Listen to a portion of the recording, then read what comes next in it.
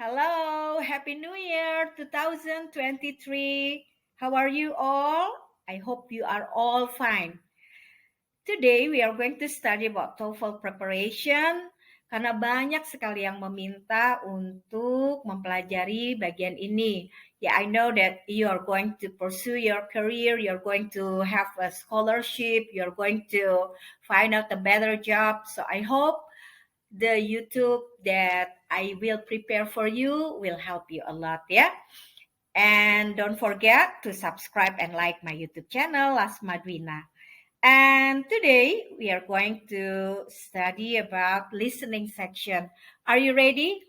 Kita kupas dulu ya, apa saja yang akan kita pelajari, dan ini adalah bagian yang pertama yang harus kalian pelajari sebelum kita akan memulai listening section yang lain. So, the topic for today is about listening section. Listening section itu akan saya bagi menjadi beberapa exercise atau practice. We drill ourselves. Tetapi yang pertama adalah listening comprehension-nya dulu yang akan saya kupas, lalu sample listening comprehension test. Nah, sebelum kita masuk ke listening comprehension test, let's find out.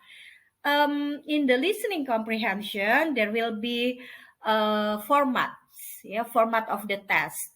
Jadi ada 3 bagian. The first one is dialogues, berarti ada 2 orang ngobrol, lalu akan ada pertanyaan. And the second one is extended conversations.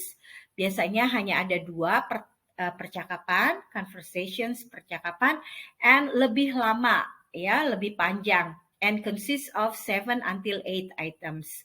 Lalu yang terakhir adalah mini talks.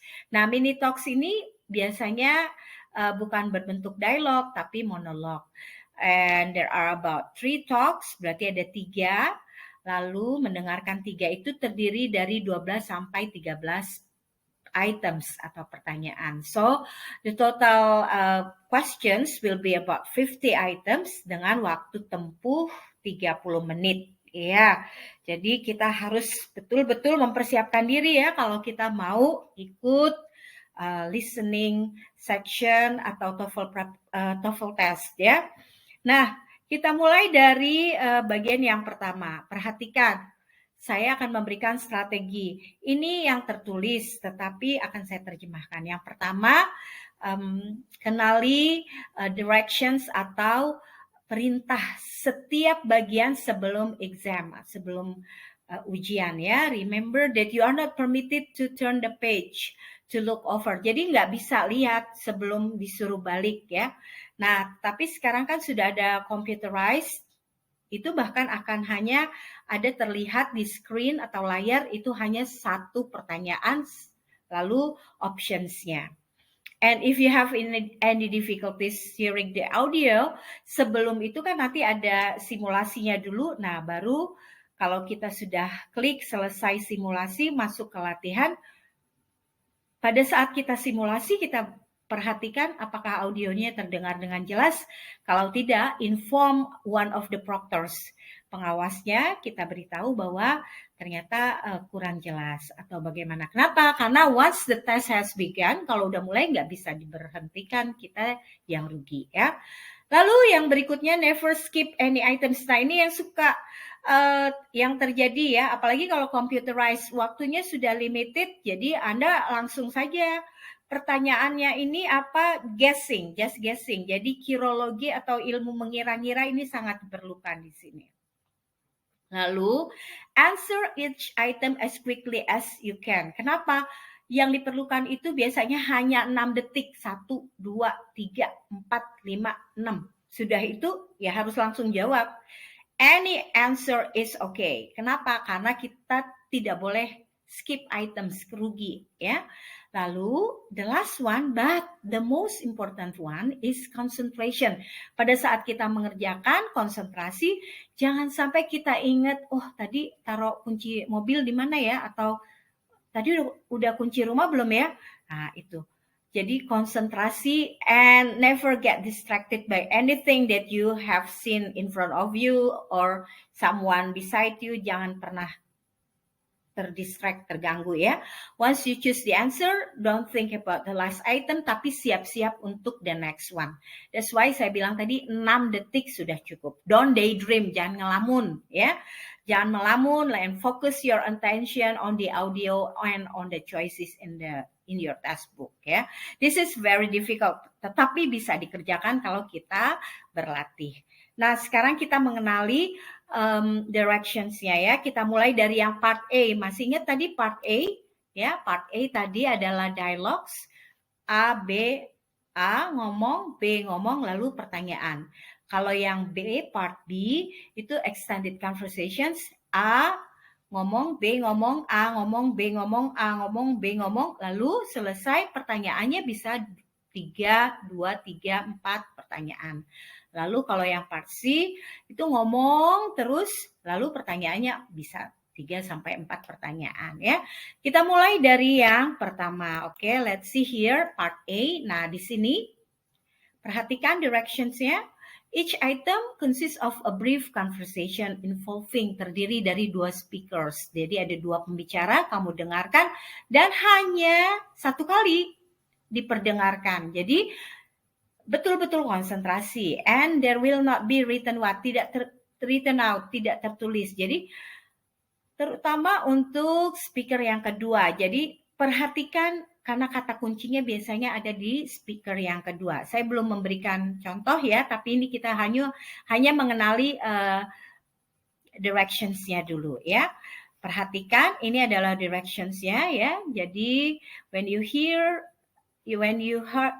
you have heard each conversation and question, read the 4 answers. Nah, ini yang penting, read 4 answers. Jadi pada saat kita sambil mendengarkan, sambil lihat, oh pertanyaannya ini. Open the window, move the chair, leave the room, take a seat. Ini kan berbentuk kata kerja ya, berarti kira-kira apa?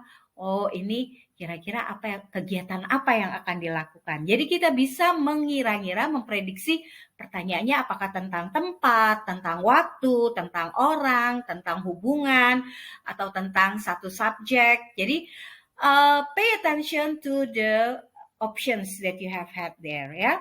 Berikutnya adalah part B.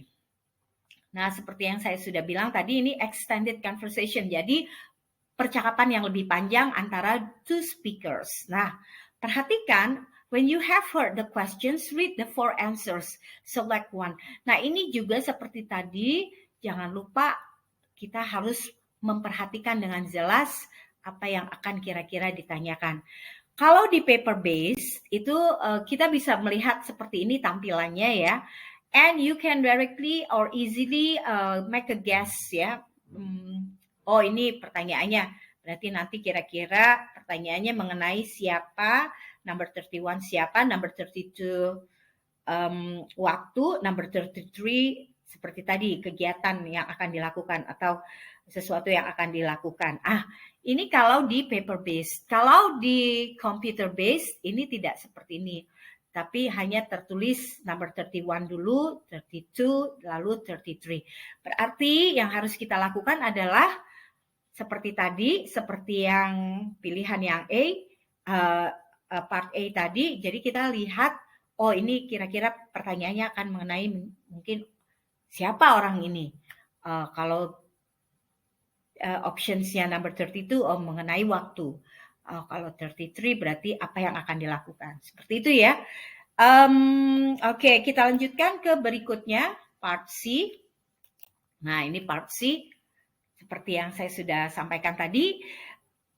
Longer talk and each given by a single speaker. Berarti kita juga harus tetap pay attention. Nah, seperti yang tadi, ini kalau yang saya perlihatkan ini ada di paper based, artinya pertanyaannya itu sudah tersusun dan kita bisa mengira-ngira. Itu salah satu strategi kalau paper based ya. Kita bisa mengira-ngira, oh ini kalau ngomongin airplane, satellite, to change tires, kita bisa memperkirakan, oh ini tentang apa ya kira-kira. Oh, oke. Ini berarti mengenai suatu berita atau mengenai suatu kejadian, ya. Seperti itu. Dan seperti tadi, seperti part A and B, kita bisa lihat number 38, pilihannya tentang suatu benda atau suatu tempat atau suatu media. Lalu number 39 apa yang akan dilakukan, number 40 itu tentang dari mana, lalu number 41 apa yang terjadi, lalu number 42 itu feeling atau how you feel. Jadi hal ini penting kenapa? Karena ini bisa membantu kita dalam menebak pilihan yang akan kita lakukan. Dan ingat, hanya dilakukan selama 6 detik. Okay, so I think that's the first strategy that I give you for the listening section for TOEFL exercise, TOEFL test. I hope you keep enjoying my YouTube channel, and I'm going to give you the second exercise. Okay, thank you for watching, and see you again another time.